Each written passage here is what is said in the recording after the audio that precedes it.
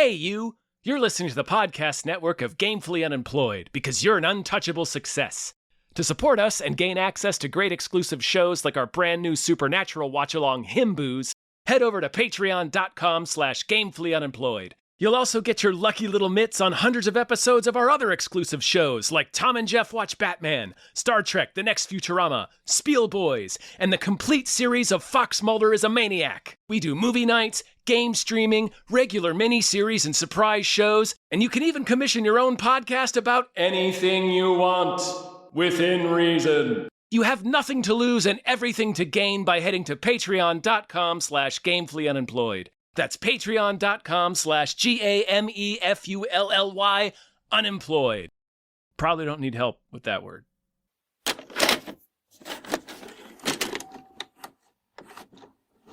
We're fine. Is that was that the creator? The bartender? Yeah. Yeah, that's Ed Boon. Yeah. Who also does the "Get over here" for Scorpion in the movie. That's him. Good for him. Yeah. Hi everyone. Hello, everyone. My name is, what is it, David Bell. My name is Tom Ryman. And we just watched Mortal Kombat the second. Two. There's another one. The rules of the tournament are simple. Our fates would not be settled by the size of our armies. They would be decided by combat. I'm not some great warrior. I'm not some champion. This is a war for the fate of your world. Freeze him! It's Mortal Kombat 2. Yes. Yes. Well, it was called Annihilation. Yeah, sure. But yeah. It's Mortal Kombat 2 Part 2. 2 also. Try again. Yeah. And boy, did Continue they keep going. with a K. Yeah, keep making these. Yes. Broad note, keep making these. Keep making these until the wheels fall off. I don't care.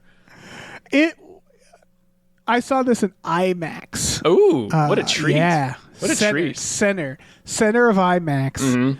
How was it? And there were IMAX. Like, they IMAXed it. I don't know if they shot it at IMAX, but the aspect ratio changed for some scenes, so I don't know. I don't know why you would shoot this in IMAX. Because it's Mortal Kombat 2, Dave. It's the battle for all humanity.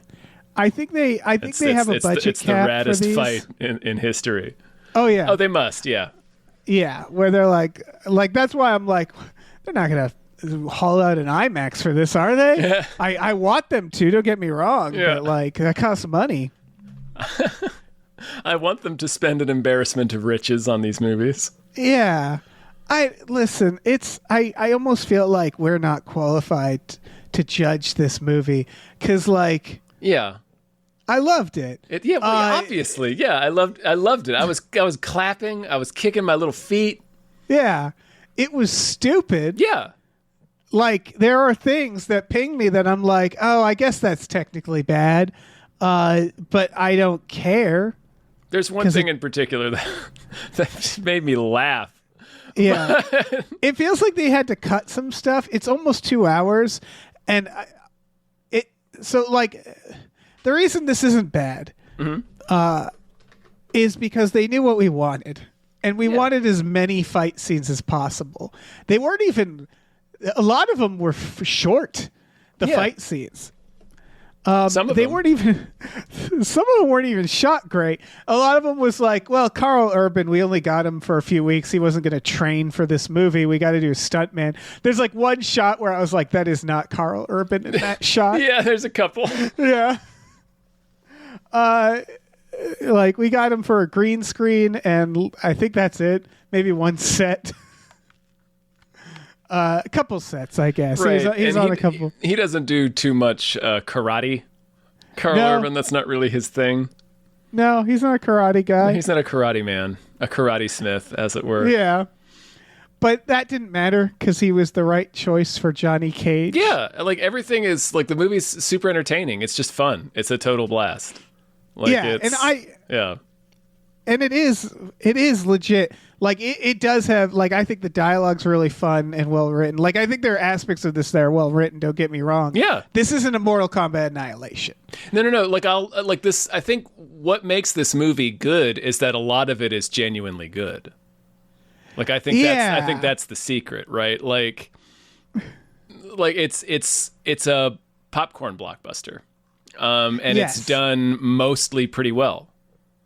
I'd say so. Like, one of the things I think that they figured out, I mean, in the first movie, that I think other movies didn't, is that like I looked at my audience, and they were all dudes like me. Yeah, and it was really like, and it was all like dudes where I'm like, oh, I don't want to hang out with these guys. They look just like me. And like, that is the, like, they didn't try to make it for families, is my point.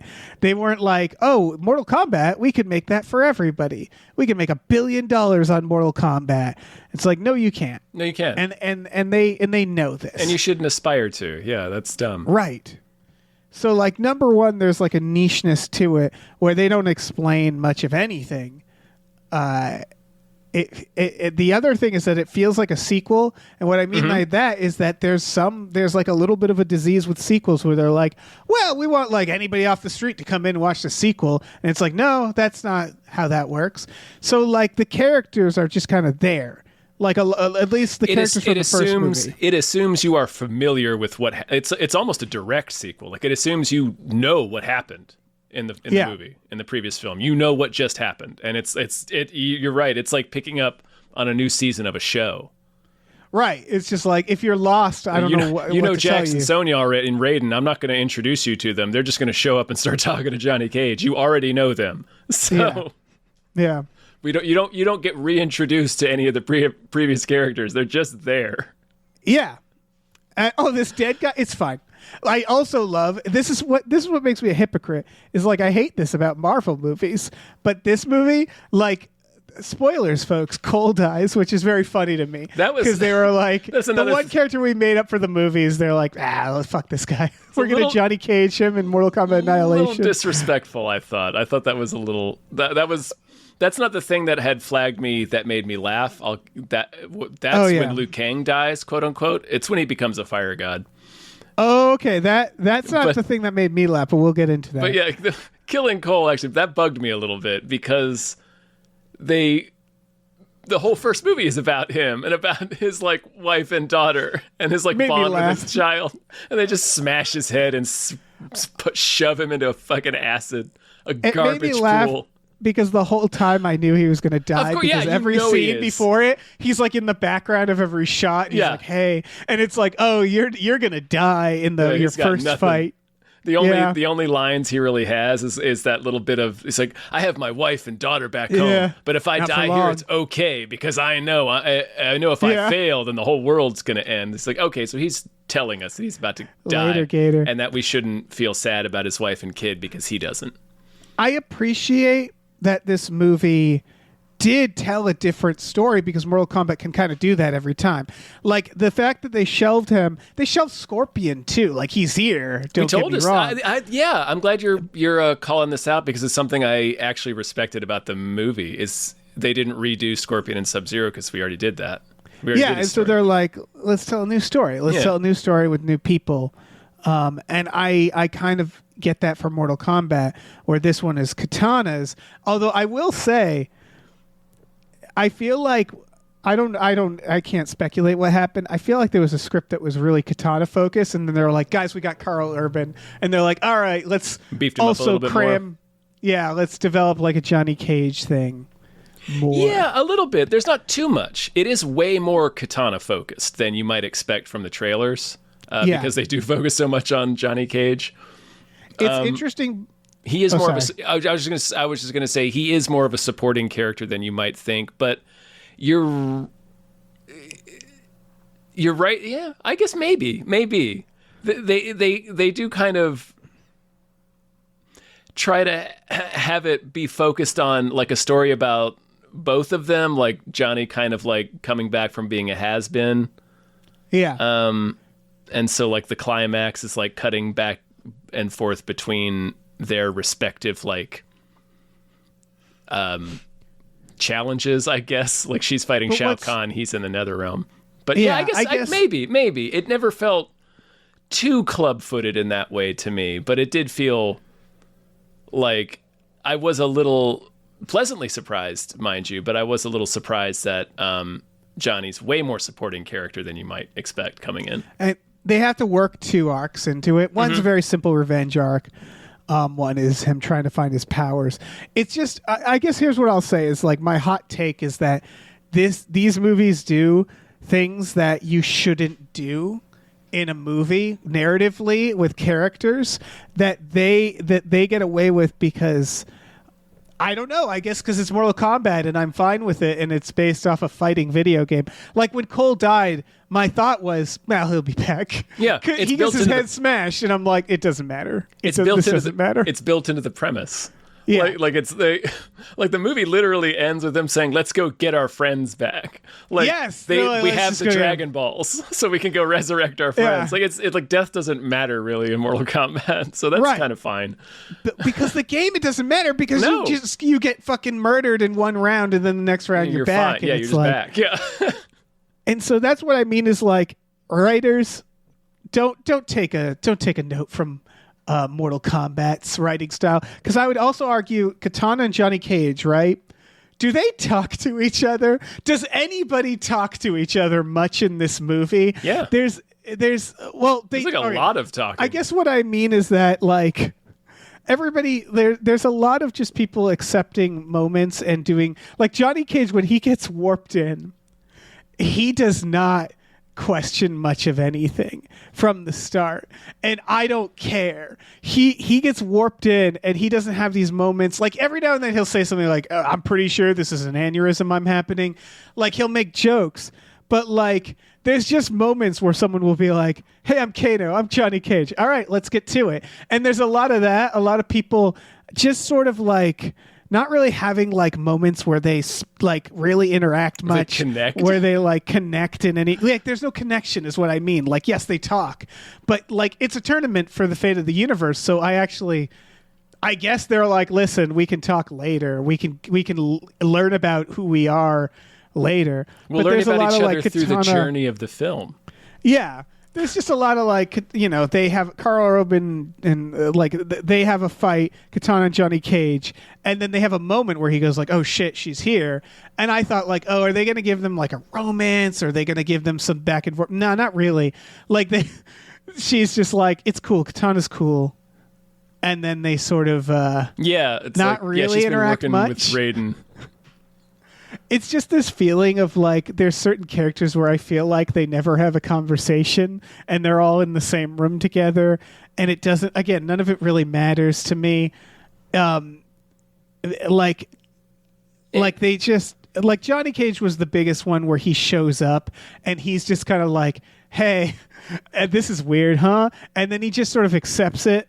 And like the first time he gets warped into the fight with Katana, there's no moment where he's like, hey, lady, I'm not part of this. Hey, like cool off. He's just like, all right, I guess we're going to fight. There's a little bit of that in the beginning. We see it in the trailer of some of it, but yeah. Again, none of this matters. No. Like I'm not saying this is a flaw in the movie. I'm saying that the movie really rushes the characters through things where it's like we're just getting to the fighting. Like that's what's important. Like it does well by focusing really only on 3 characters. Primarily it's Katana and Johnny Cage. We get a little bit of Jade because Jade ties into Katana's storyline. Yeah. But those are really the 3 characters that they focus on.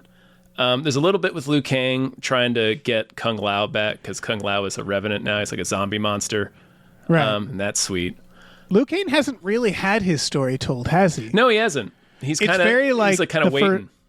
Right. That makes sense because it's sort of like it's that thing of like, well, the 90s movies we did him. Yeah. We already had a couple of movies that were Liu Kang focused. Let's tell some stories about some of the other characters. And we all know, everybody knows Liu Kang's going to come in and do something rad in the next movie, I guess. So we're all fine with it. Yeah, exactly. But Yeah, by their real simple storylines. Like you said, Katana's is a very simple revenge story. Jade's is a loyalty thing. Is she Katana's friend, or does she work for Shao Kahn? Because she's a pretty devoted Shao Kahn person, but also she's very devoted to Katana. Yeah. And then we get Johnny Cage, who I don't really want to be here, and it's less that he thinks it's like crazy or weird or like beneath him.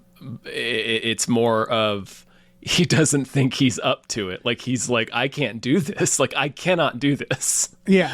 But I gotta say, I do think I love Carl Urban. Don't get me wrong. This is in the writing. I think that the 90s Johnny Cage had a better version of this where he like fought.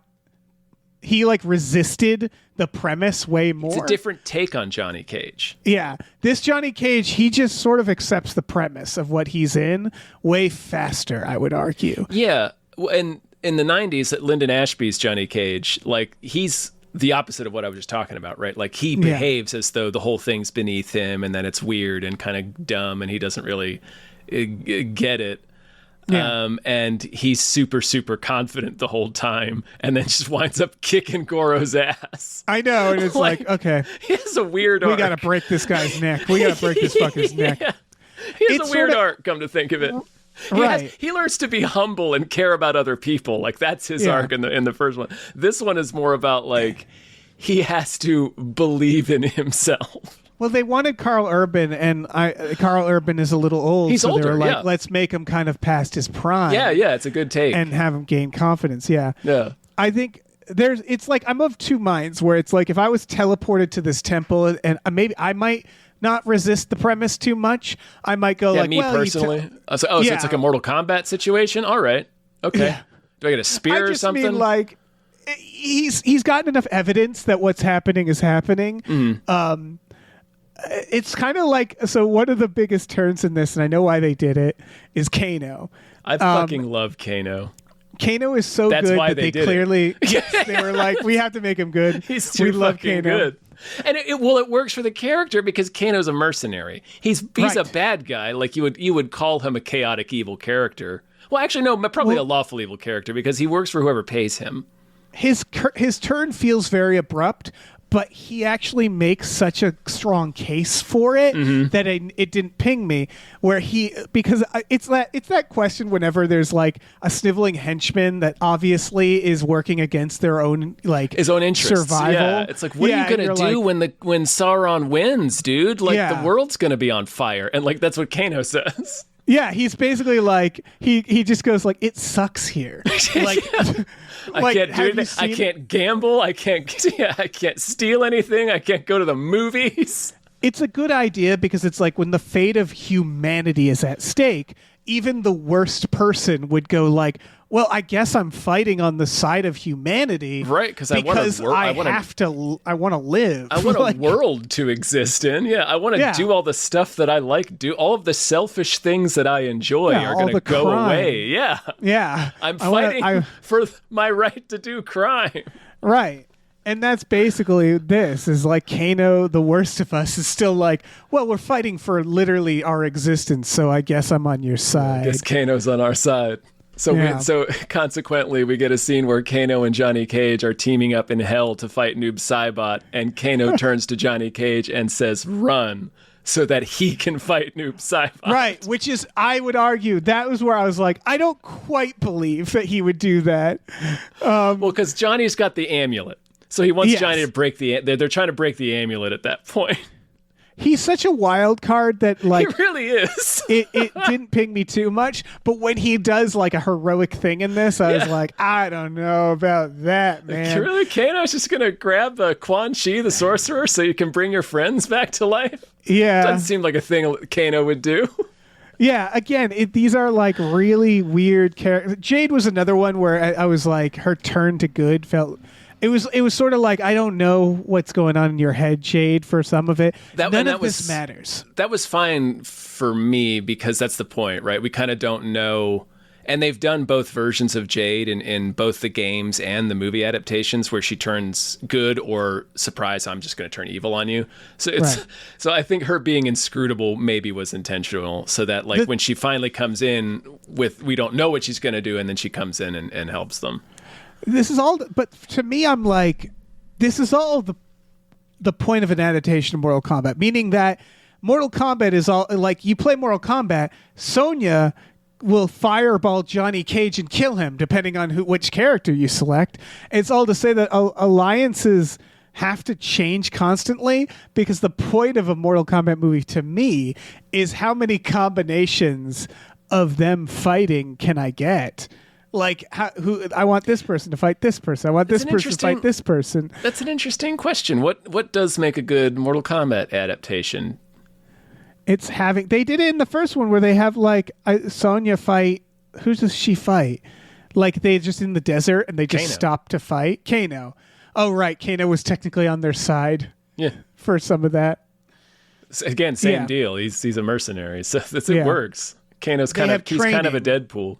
Yeah, they do training where they fight. It's just like, I want to see all them the different all fight combinations, and not have people get murked. And then they have that bit in here where it's like, hey, we're gonna get killed, and then Raiden's like, well, it's up to the winner.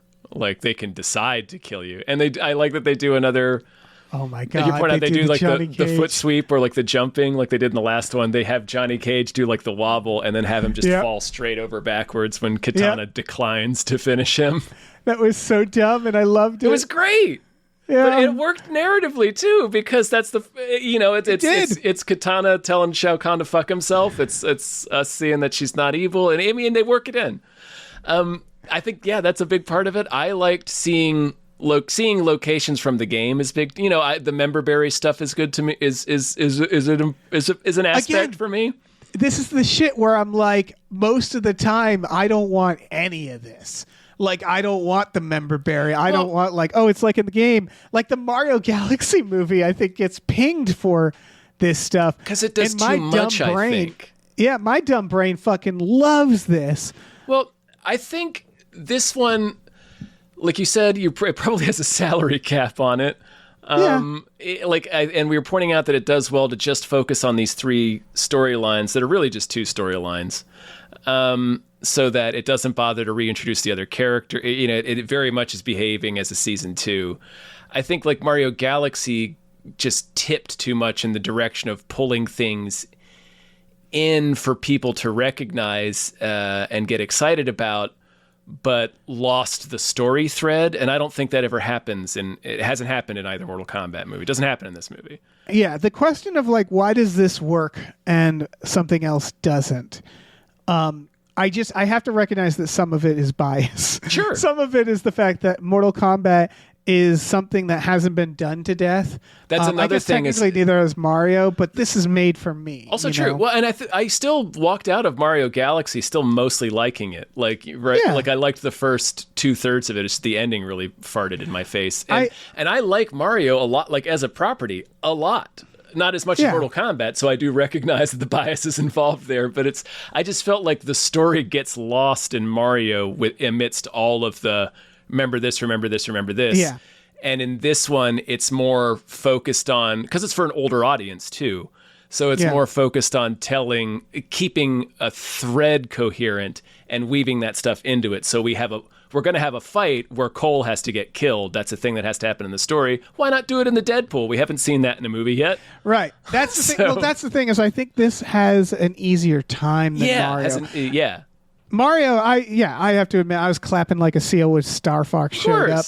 And what's funny is I didn't expect it, which I'm like, it was one of those moments where I'm like, oh, fucking, of course Star Fox is in this. Like, of course. It's like, I think their ability to pander is like, they're getting warped to different, like, this is actually, so the first Mortal Kombat didn't actually have Mortal Kombat. No, it's the preface to Mortal Kombat. And that first Mortal Kombat is really restrained in terms of like, oh, I remember that level. I know that stage. Like, it's way more of this kind of where it's like the Kano fight. You're like, oh yeah, the barn level. Like it's not. I don't think there's actually a stage. Oh no, wait, there's the pit. Jack's fucking. Head crushes Nathan Jones on the pit. Oh in yeah, the first movie. And But we get the for pit the bottom most in this part- one.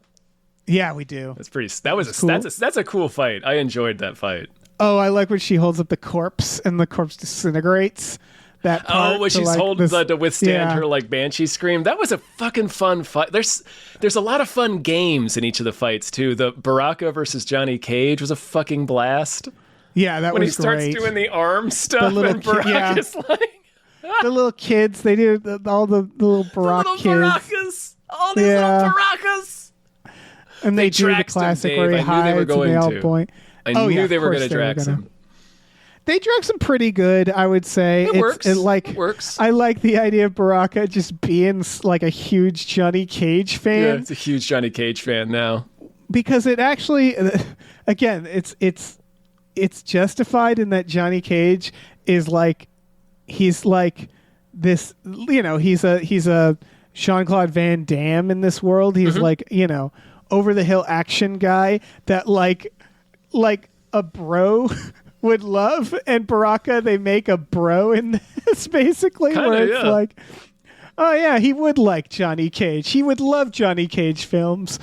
Yeah, well, he Real stupid. beats him. You know, Yeah, and he beats him. it's a simple story that's okay. They need to get into this thing, which is through the Baraka colony, and so they have to come in and like appeal to the Barakas, and they're like, no. But the Barakas respect strength, so Liu Kang's like, I'll fight you.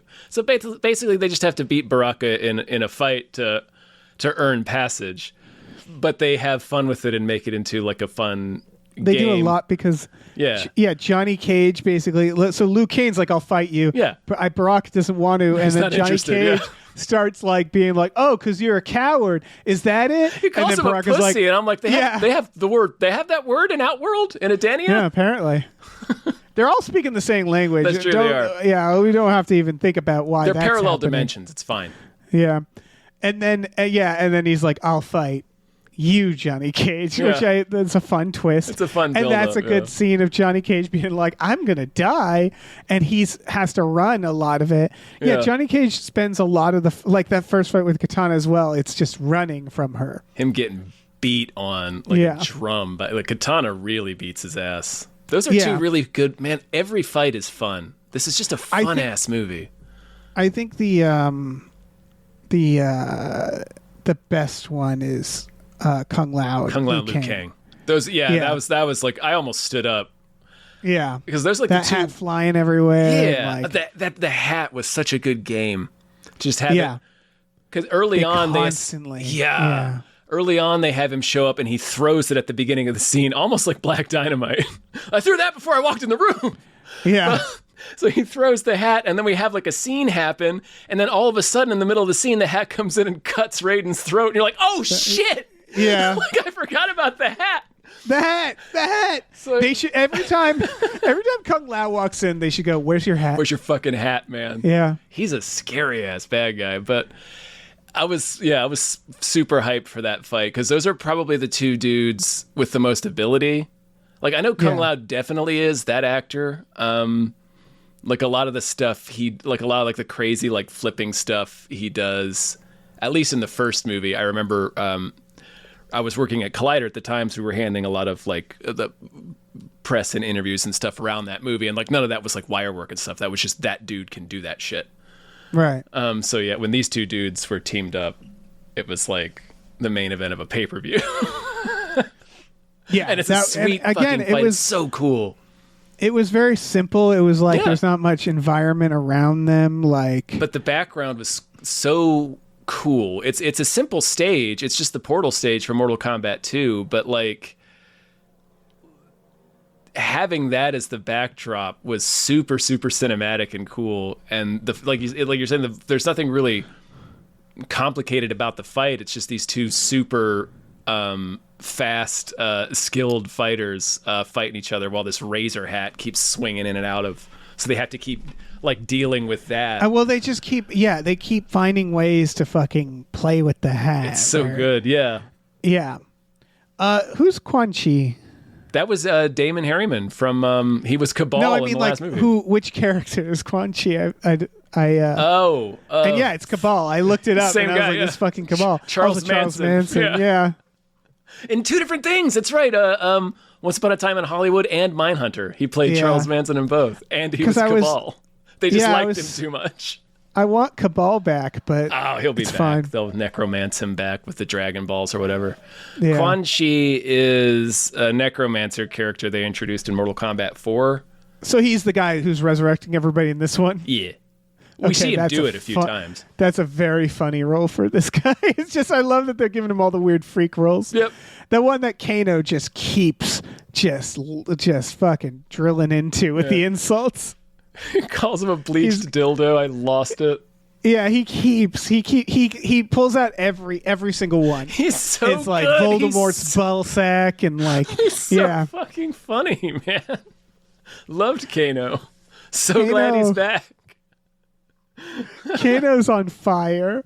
They barely justify resurrecting him in the movie. Well, they literally have a part where they go like, we resurrect him to find this amulet, and then they're like, where is it? He's like, in my pocket. And one character says, so we didn't have to do this. We didn't have to bring him back. As Jade says that too. Yeah. He's like, probably where I keep all the other shit I steal in my pocket. Yeah.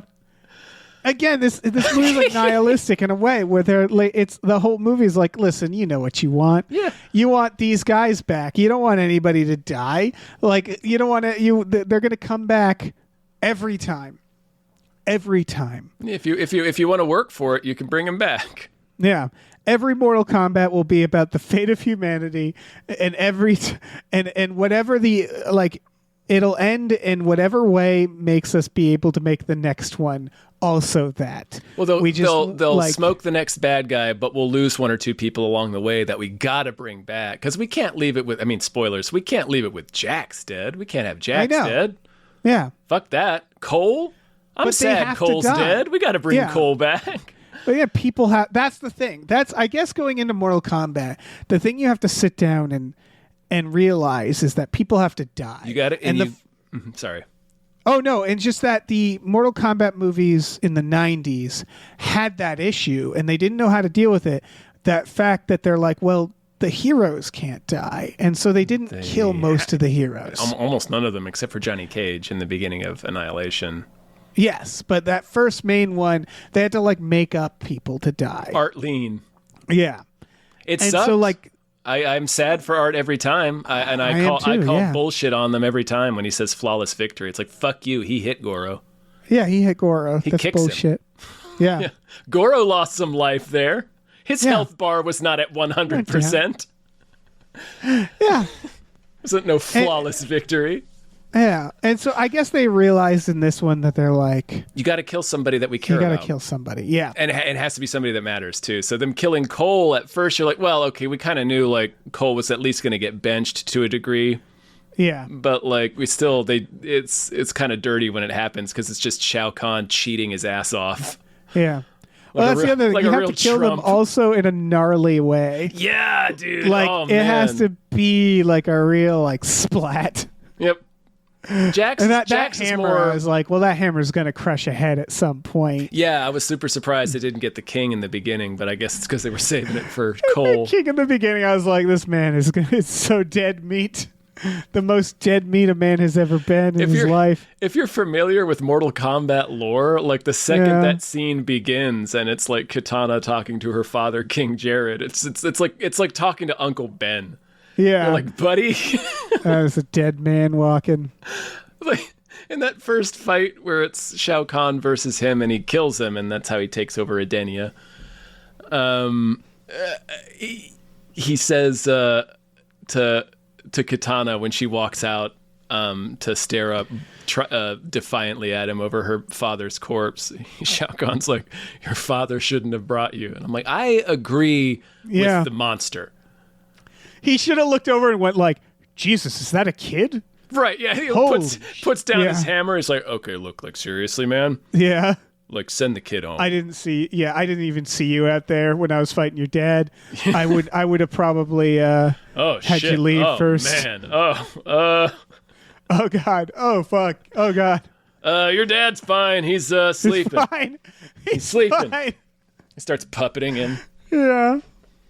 Oh, I'm fine. Go home to your mom. We're talking about the fights. The best fight we identified. I will say the fight that I was most disappointed by, I think, is Scorpion. Yeah. It was still fine. So there were a few fights. They do so many cool things with Bihan though, with Noob Saibot. Yes, he's gooing around the clock. He's going everywhere. They have fun with that game. Yeah, I guess what it was is that there were a few fights, and I don't know why. Well, I know why for Carl Urban, where they cut around a lot. There was a lot of shots where I was like, that should have just been one shot, where they like cut. And it wasn't always for like characters or actors that like can't fight. It felt like it was a little too many cuts in some of the fights. While others they did go like, oh yeah, let's just fucking let these two go, yeah. And so like there were just a few fights like that pinged me. That I guess my overall thought is that I think I like I have to watch it again, but the first Mortal Kombat, I think I like the fighting more in that. But I'd have to. Again, that fucking... I'm not sure. That Kung Lao fight is really fucking me. It's like great. It's they got to stop killing him halfway through, man. He's very funny. He's the best guy. Did he die by his own hat last time? No, he gets his soul sucked by Shang Tsung. Oh, right. Someone... Oh, yeah, he rides someone into his hat. He rides Naitara into his hat, and it's awesome. It's very awesome. Yeah. This one, they do the raid on him. Basically, yeah. Or he yanks him into his own hat and then looks into his eyes like, I hate this. I love you, brother, as he's getting his fucking chest ground open by a table saw. That was very funny, where he was like, I'm going to save you. And then by save, he means grind into his own hat. Well, he pancakes him onto it and he says, but not today. It's rad. Liu Kang has some... It's rad, David. Yeah. Sorry. No, Liu Kang has some really good moments where I'm glad they made him serious, but the situation is very funny. Yeah. Like you mentioned, where he gets stabbed and he goes like, "This is not the end. I am the dragon. Bye." And you're like, "All right, that was weird." That's where I laughed. Yeah. That was like they wanted to bench Liu Kang for the final fight because the final fight clearly needed to be Kitana and Shao Kahn. Yes, obviously, yeah. And she was going to choke him out with the scarf. With the headband. Like, Actually, I sort of had forgotten about that. Oh, no shit. That worked. It was that worked so on like, me. That worked on oh, me. wow. It was so loud that I was like, well, that's... It was, yeah. In retrospect, like when she brought it back out, like the second she did it, I was like, of fucking course. Yeah. Because it was so loud when she does it to Jade in the beginning, yeah. But so they needed to bench him for that fight. And it seems like they could have just like not had him say anything, right? He could have just gotten stabbed and then looked up and then kind of turned into fire and done like a Gandalf thing and like ascended into the heaven. Everybody could have been like, what the fuck is that? What the fuck happened? And then Raiden could say something mysterious toward the end, like Liu Kang. I had told Liu Kang that this wasn't where his fate lie. Like he wasn't the chosen one to defeat Shao Kahn. No, his journey is to save his brother, and he has ascended to a different, and just to lay the seed for them. Because he's basically, it's like the Dark Phoenix ending, or like I said, the Gandalf thing. Yeah. Every Mortal Kombat fan understands what happens. If you're just a casual fan of movies, you'll recognize that, he's doing like a Gandalf or a Dark Phoenix or some shit. He's going to be all fire in the next. It's fine. He's going to save Kung Lao in the next movie. Fine. It's fine. But instead they had Liu Kang say all of this to Shao Kahn after Shao Kahn stabs him, like that dragon monster gives a fuck. Yeah, he's just sitting there listening to him. And then he turns into fire and goes into the heaven, and Shao Kahn's just like, huh. Okay, well, I guess that guy's dead. Here, time to kill you. Yeah. Shao Kahn's like, but that counted as a win, That counts, right? And then the lantern in the sky goes, that's a good, it counted. Yeah. It counted. Everybody sees it, right? It counted. Counted. It's like Liu Kang has his own, there's a lot of, it feels like everybody has background arcs that we're not really seeing. But I will say, well, you said it's great for sequels like this because it just gives you, the next movie we can just focus on these 2 or 3 little storylines that we didn't get to explore that much in the last one. Sorry. No, I was going to say Sonya also has kind of a shelf. She felt like she existed mostly to say what's happening and to suffer untreated internal bleeding. That's mostly what she did. She John McClane's she gets hammered like more than once. Yeah. And it's just like, Sonya, go to the hospital. The ending where they're like, let's go get our friends. I was waiting for her to just collapse. And then Right. like, I guess her too. Ears start leaking. It's like, Sonya, you got hit in the head with that hammer. And that, like, Shao Kahn smacks her aside and her lantern goes out. So I was like, oh, fuck, did he kill Sonya? Yeah. Like, it happens more than once where it's like Sonya's not getting up to help. That's mostly what her, like, they give her one really good fight and they're like, okay, for the rest of the movie. the throne room fight. Well, I know, the pit. No, but I'm saying she comes back But in also. the throne room, she also gets wailed on and can't save Jax. That's true, They but do it's it like a twice. big melee involving everybody. No, they do that twice where they basically have a character in peril and Sonya gets wailed on so hard that she's just lying there. And like, yeah, she gets a couple good fights, but again, it's sort of, she was pretty active in the first one, if I recall. She is pretty active, yeah. Yeah, so it's, again, they shelved people understandably where they're like, you got stuff in the last movie. You'll get stuff in the next. It's fine.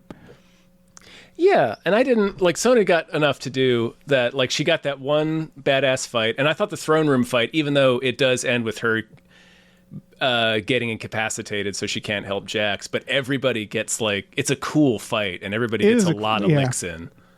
It's like, basically, it's Liu Kang, Jax, Sonya, and Johnny Cage all fighting Shao Kahn because they're trying to steal Shinnok's amulet. Yeah.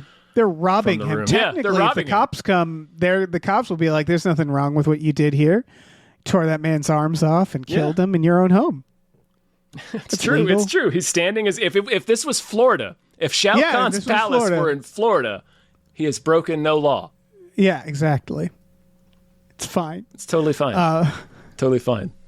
He kills Jax, man. Yeah, Jax felt like he was again. He also had the thing where they would like have a scene where everybody's talking, and then Jax would go like, "And I'm here," and I was just like, "Oh, Jax is gonna die."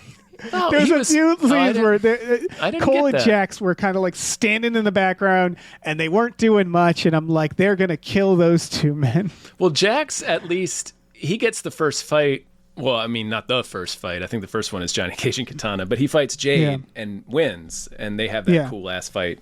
And he's in a lot of scenes, and he's throughout that throne room scene. So I guess it worked on me. It's that more people had to die, and once I realized death didn't matter, and they were just like, let's get some fights going. It was just like, it's fine. Like, they're going to kill whoever they're going to kill. Mm-hmm. When Liu Kang, I thought, died in that one moment, I was just like, fine. That's fine. It's fine. He'll be back. Like, I think if they keep making these, by Mortal Kombat Endgame, they're going to be making jokes about, like, it's the who here has been to space joke. Right. There's going to be, like, who here has died? And, like, a bunch of them will raise their hands. Sonya will be like, I'm the only one who hasn't died yet? Wow. Like, it's just... they're all going to die and come back.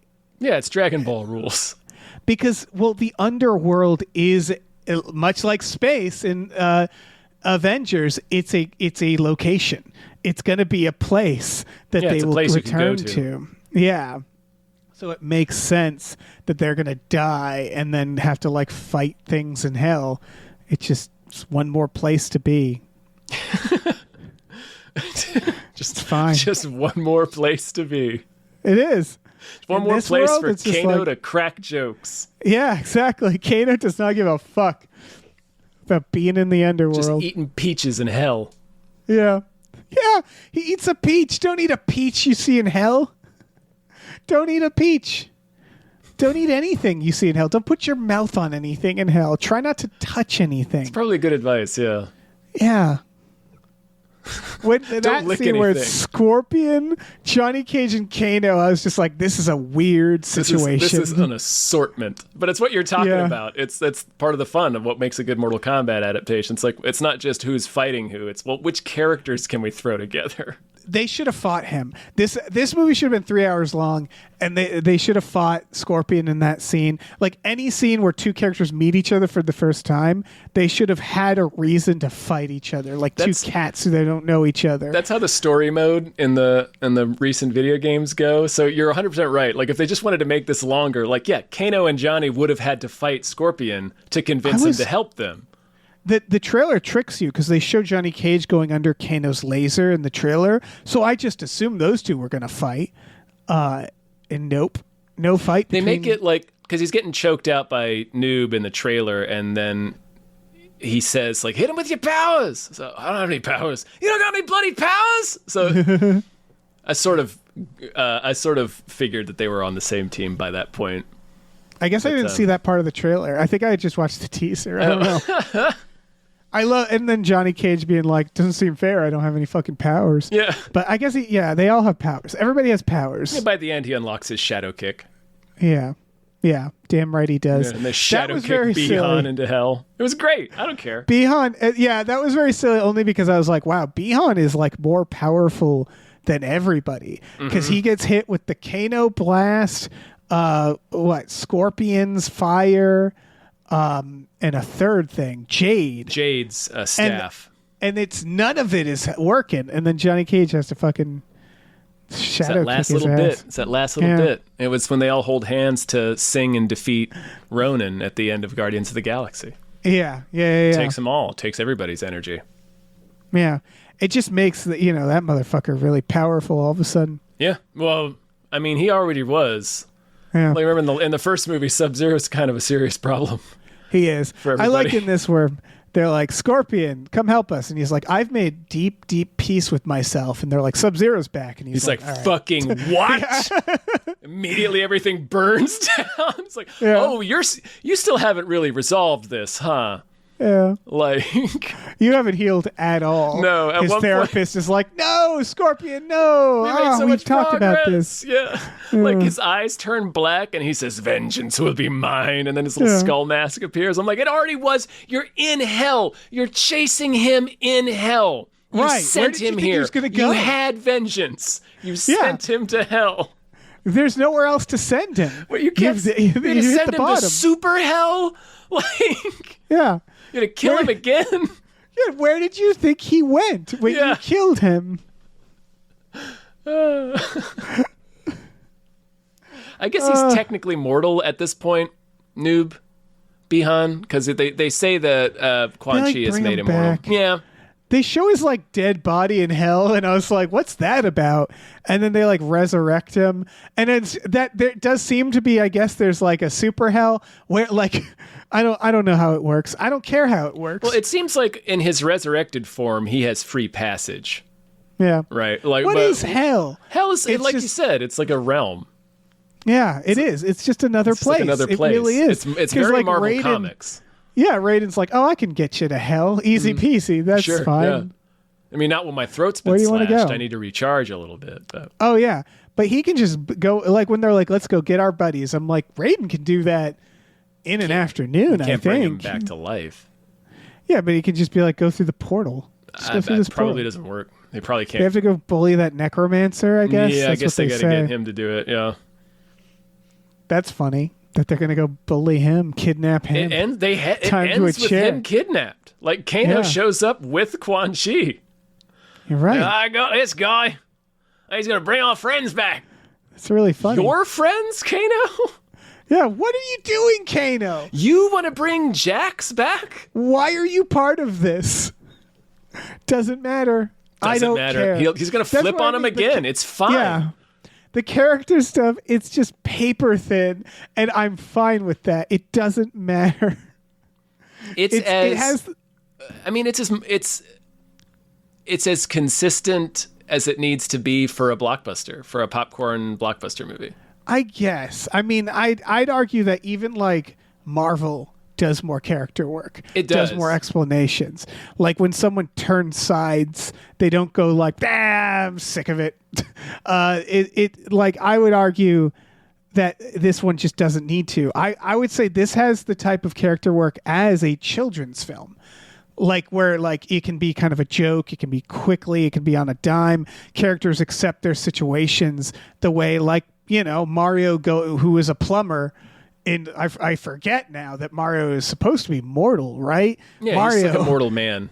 Yeah, who then goes to that pipe and but it's not exactly like, on an adventure. It's not exactly our Earth either that Mario exists in. It's already like a heightened reality. I would argue same with this. Is my point? No one acts like a human being in this. And my point is, it's as consistent as it needs to be for this type of film. And it seems like we both agree on that. Like, you pointed out that Marvel films do more work. I agree. I'm not saying this is like the best one of these movies can be. I'm saying it's as consistent as it needs to be with the character stuff without being distractingly like, it fits. like, it all whatever, fits. you know, like it all fits and it all like, and it's all still fun, and it never feels like it's like, hey, none of this matters, right? Fuck you. Like, it never feels like that either. I just recognize this is a porno, but instead of fucking, they're fighting. Yeah. And it's whatever we get, we just need to pack as much as the thing in as fast as possible. Yes. And people will be happy. And I was. And it was perfect. Exactly. Yeah. It was just, it's fine. It's fine. I love when, by the way, when Cole dies, no one cares. They go like, oh, Cole didn't come back. They get over it real quickly. Yeah, and then they just move on. And It's like, so disrespectful. We spent so much time with his child, Dave. It would be so funny if at the end they're like, they win. They're like, can't wait to tell Cole about this. What happened to Cole? He just like flaked out. Like, just no one processes or realizes that Cole's dead. Their brains won't allow them to accept it. It's like when Lenny died on The Simpsons, or when Marge thought Lenny died, rather. Yeah. Well, it's just like fucking whatever. It's fine. Yeah, it's all fine. It's fine. As long as we get Johnny Cage telling Barakas a bunch of campfire stories. Yeah, exactly. That's all we need. I was genuinely surprised they spent as much time on his backstory that they did. I guess they spent as much time as Katana. They have like 2 scenes. Yeah. Him at a con, him at a bar. I love the con bit. Everybody laughed before it even happened, where it was like, oh, they're going to approach him at a con. And it's like, of course. Yeah. You wouldn't think twice. Good gag. Good gag. Yeah. It's a great gag. And we get to see the clip of the old movie. Perfect. It's so good. Yeah. Yeah. It's real stupid. Yeah, it's a lot of fun. Yeah, I mean, listen, if you're like a Mortal Kombat fan, obviously, even you don't even have to have seen Mortal Kombat 1 if you're a Mortal Kombat fan. If you're a fan of like awesome fighting, honestly, you could probably just stumble into this movie. Yeah, it's pretty fun. Yeah. Yeah, it has so much fucking, again, charm and fun to it that it's like it's that thing where it's like, I'm watching it going like, how are you getting away with doing the things you're doing? It's just embracing the weirdness. It's not over explaining it. It's not stopping to have everybody point out how stupid it is. It's not. Right. I mean, you get like 1 or 2 characters that, like, Kano is like being relentless on Quan Chi, for instance. Oh my god, Kano apparently knows a lot about pop culture. Did not flag him as the kind of guy who would watch a lot of movies, but I guess really? so. What else would he do, man? He's a fucking dirtbag. Yeah, just sits around in between crimes, watching Harry Potter. Yeah, man. Yeah, makes sense. Yeah, I think as we've found in recent years, through Marvel and then also through success of things like Everything Everywhere All at Once, you really can just embrace the weirdness. And in point of fact, the weirdness is often what makes your thing unique. Tonal shifts. I think we're also learning that you need to embrace your adaptations, whatever they may be. Like, if you're making a Mortal Kombat, you're making a Mortal Kombat. Yeah. And it's sort of like it's like you think about like the Doom adaptation, which I like as a bad movie. Yeah. But that was a movie that thought like, well, we can't just have like this silent guy, Carl Urban perhaps, going around in a helmet shooting demons, and it's sort of like, well, are we making Doom or are we not? Are we making Doom or aren't we? Yeah, like find a way. You have to find a way if you're going to make it. Otherwise, don't make it. So playing those new ones like Doom and Doom Eternal, it's like, man, if you made a movie of this, I would go see it. Yeah. This dude who doesn't say a fucking word. Yeah, make like a Mad Max-esque Doom movie, where it's like almost all action. Yeah, and a story takes place around him. Anyway. Yeah. And make the story, his arc should be, I need to find the blue key. That's your arc, buddy. Yep. You're looking for a key. You find the key. You're good. His You're arc happy is now. I'm killing everything in front of me. Well, yeah. I'm killing everything that is offensive to humanity. Right. It's sort of just like, yeah, you just have to accept what you are. And like, I don't know. I like that better than like the meta movie, the Minecraft movie, Yeah. where it's like it feels like those versions are almost like Although ashamed. Minecraft obviously succeeded. Yeah, and I feel like Minecraft was a little more. We had this discussion in the Minecraft podcast, and you disagreed, and I totally see your point of view. But I still feel like Minecraft is a little bit truer to being an adaptation of a Minecraft movie because they sat down and asked, "What is Minecraft?" It's like, well, it's all of these memes and jokes and insider culture that kids use to communicate with each other, and that's kind of what the movie is. It's a version of how people play Minecraft, meaning that like I was just weirded out that I was like, there's a story in Minecraft, you can do the dragon thing. But I get that a lot of totally. people play Minecraft and they don't beat it. They just fuck around. So I get that. But yeah, I guess the point is, yeah, you need to understand why people play the game and like the game and then do that. Right, because like it's Mortal Kombat. It's not just like, oh, it's awesome fighting and all this blood. It's like we do get invested and interested in these weird, stupid, bizarre characters that dress like American gladiators. Like we love these little freaks. Tell us their stories. Right, there's a storyline in Mortal Kombat, but they recognize that that's not really the thing people are playing it for. And what it comes down to is like we all have a guy we like. Well, and it's that's like, oh, I play as that person, and it's like I want to see that person in this. Yeah, and that's the story template almost, really, because like the story of Mortal Kombat's very basic. It's a tournament, right? Yeah. Like they're the fate of the world's in the balance. So the story comes out with how all of the characters interact with that. Right. So yeah, it's about telling the story about all these little freaks. Yeah. Pick a couple of freaks. We picked 2 or 3 freaks for this one. So next movie, 2 or 3 more freaks. Yeah. Who do you want? Who's missing, Tom? You're the bigger Mortal Kombat fan. Farmer Jax from Mortal Kombat X. Okay. No. Probably. Man, like we'll probably have. Well, for Mortal Kombat 3, it'll be like the robots, like a Sector, a Cyrax, a Smoke, perhaps. A Smoke would be fun.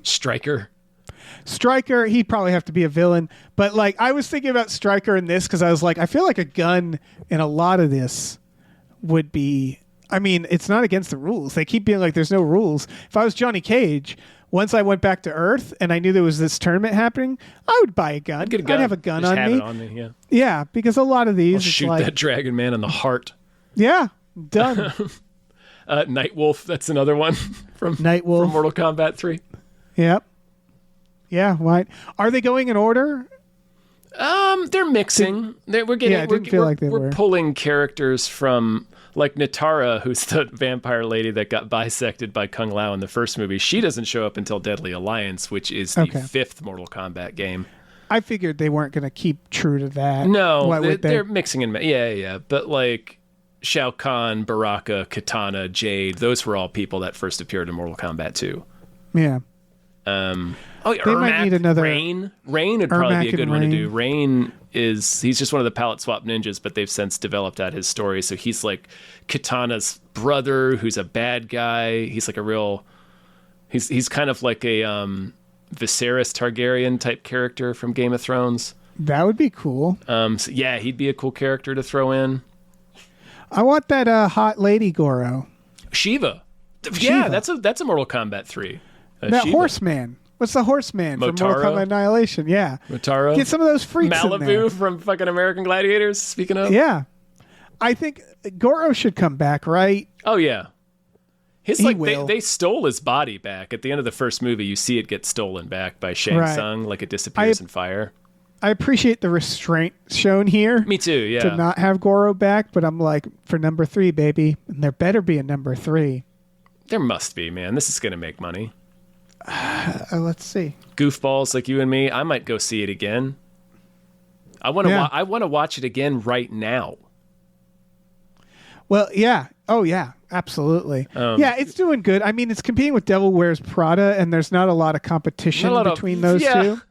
You could do a Barbieheimer day of that. I was gonna say, why didn't we? Why? It's too late now. Well, I need to see the first Devil Wears Prada. It's a movie I've never seen. Me too. Do you think they fight in that too? I hope so. In the Deadpool? Yeah. Oh man. I hope it does well because I need a third. And if I don't get a third, I'll just watch the 4 movies that exist, 4 live actions rather. And the 4 animated ones, which are also rad as hell. Yeah. There is the Mortal Kombat Legends series. Surprising amount of Mortal Kombat. There's a lot, cinema. dude. Make more of it. Make one of these a fucking year. Yeah. Make the Mortal Kombat studio. Yeah. Oh yeah, fuck it. Until we all get sick of it. Run that into the ground.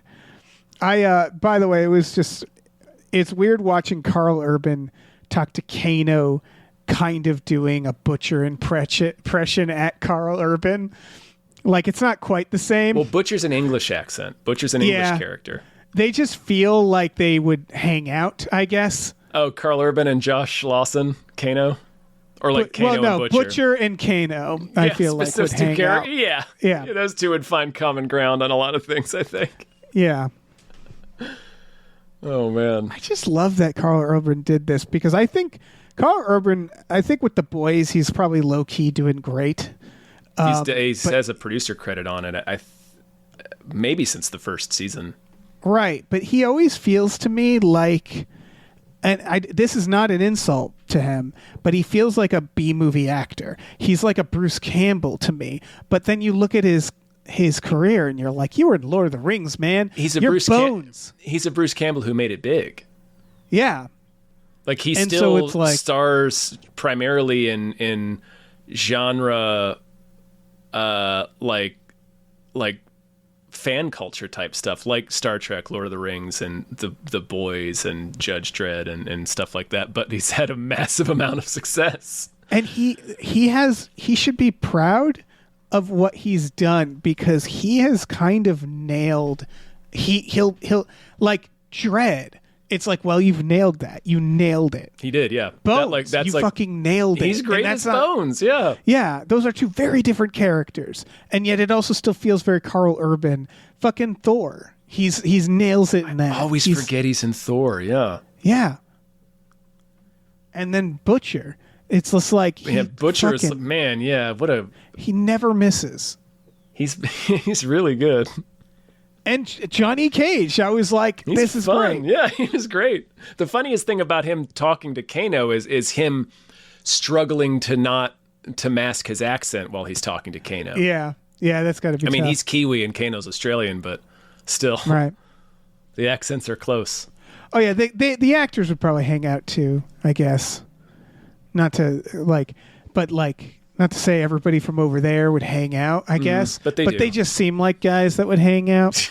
I don't know anything about Carl Urban, to be honest. He might be like totally different than the characters he plays. He's a big nerd. Yeah. That I can tell. Yeah. These and are the Doom, roles he goes for. Doom. Yeah, that's right. He's in Doom. He signed a 3-picture deal for Doom. They should honor that. Yep. Bring him and Rosamund Pike back. Yeah. He was in Ghost Ship. He sure was. He gets ground up. Yeah. In the engine while they didn't even know what they had. Gear. Yeah, they don't. I think he's the last guy to get greased in Ghost Ship. Anyway, we're talking about other movies now. No, I just have to note, he did Ghost Ship and The Two Towers in the same year, which is an incredible thing to do. Yeah. Yeah. That is wild. What a move. He's on the set of Ghost Ship. People are like, yeah, I got some other stuff going on. What about you? And he's like, yeah, I got some stuff. I got something coming. Yeah, you'll see. Yeah, you'll see. It's fun. Because he probably filmed it before Ghost Ship. Because they filmed all Lord of the Rings in 2000, I think. Yeah. 99, 2000. Maybe he was in the neighborhood. Like, maybe they were all in New Zealand doing Ghost Ship as well. Probably, and he was like, I'll hop in Ghost Ship. Fuck it. Yeah, I'll jump aboard. I'll climb aboard Ghost Ship with Ron L. Dard and Gabriel Byrne. That movie's not good. I always want to watch it, but it's not good. The beginning and the end are good. Yep. Everything really just in between the beginning is a real problem, though. The middle part, really the movie part, is a real problem. Yeah. Anyway, that's Mortal Kombat 2. Mortal Kombat 2, folks. Go see it. Yeah, Go what are you fucking doing? See it. Doing listening to us talk about Don't it. Watch wait the for it movie. to be on streaming. Yeah. And listen, check out our Patreon. Patreon.com/gamefullyunemployed. We have exclusive podcasts on there like Tom and Jeff Watch Batman and Fox Mulder is a Maniac and Star Trek Next Futurama and Spiel Boys. All true. And we watch movies every Friday night with our patrons as well. Movies like Mortal Kombat and Mortal Kombat 2. Which ones? All of them. All of them. We'll watch this on Friday night. Let me tell you that. We are, man. Yeah. We also have a store. Head over to gamefullyunemployed.com. You can find a link to our Teespring store. We have all kinds of cool original artwork by cool original artists like Michael Vincent Bramley, Starlene Hodge, Justin Brown, and others, so check that out. Please rate and review our podcasts wherever you're listening. Yes. And check out our new other show, Badical, Badical, which is a Mortal Kombat spoof. Yes. Also, yes, it is. Wherever you are listening, just put up a new episode this weekend featuring Alex Schmidt. It's very funny. Is it? Oh, Alex. It's very funny. Oh, God. Alex perfect. took the premise Perfect, and ran Alex. with it. So He sure did. please check that out wherever you're listening. Badical, Badical. And check out Mortal Kombat. Mortal Kombat Dose. That means 2. It means DOS. It's an operating system. Oh, right. I miss DOS. All I right. had Mortal Kombat for DOS. Me too. Okay, sorry. I might have told the story. I was at one of those adult parties, not like a orgy or something, but like my parents brought me to a party that like it was for them, not for me. Oh. And then there was like one other child, and it was like, I guess you guys go in his room and play because you're the only children. And he was on his computer, and he's like, so here's Mortal Kombat. And then he gave me a copy. And it was like he knew. He was like, here you go. Here's Mortal Kombat. Play this. You're a child. I'm a child. Play Mortal Kombat. And then he like burned me a copy and brought it home with me. We I are fell in love. united. Yeah. What a good DOS. what a good friend. I don't know who this kid was. He's a hero to me. But I wasn't friends with him. We were just two children at a party. Right, it's a work friends, right? Yeah. You're we're you're friends. sharing the same piece of driftwood. Hey, listen, our music is produced by Chris Corlew. You can find him on twitter.com as the Corlew or go to shipwreckedsailor.bandcamp.com. Our channel artwork is produced by Michael Vincent Bramley. For more of his work, go to mvbramley.art. Our episode artwork is by Justin Brown, available on Twitter as Justin T. Brown or at artnessbyjustinbrown.com. And finally, additional artwork is by Starlene Hodge. You can find her work at starlenearts.com or on Twitter as StarleneX. Cool. Goodbye.